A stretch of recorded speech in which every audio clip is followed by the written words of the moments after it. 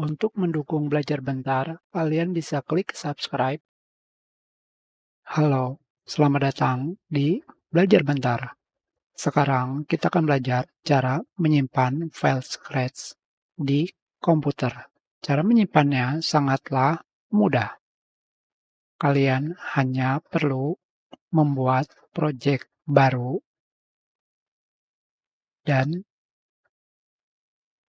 menyimpannya ke folder yang kalian inginkan. Misalkan yang ini. Folder ini masih kosong. Dan sekarang sudah terdapat file Project Scratch. Hanya seperti itu saja.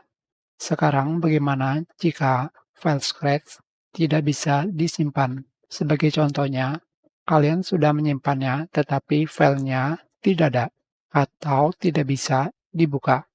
Jika filenya tidak ada, kalian tutup aplikasinya. Kembali jalankan aplikasi Scratch.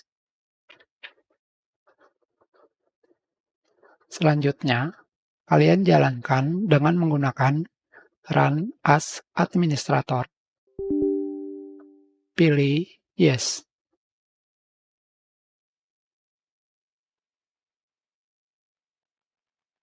Dan kembali kalian simpan.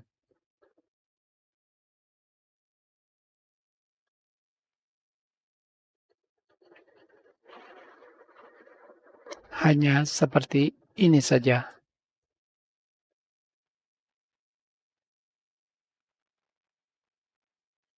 Kita sudahi pelajaran ini. Terima kasih.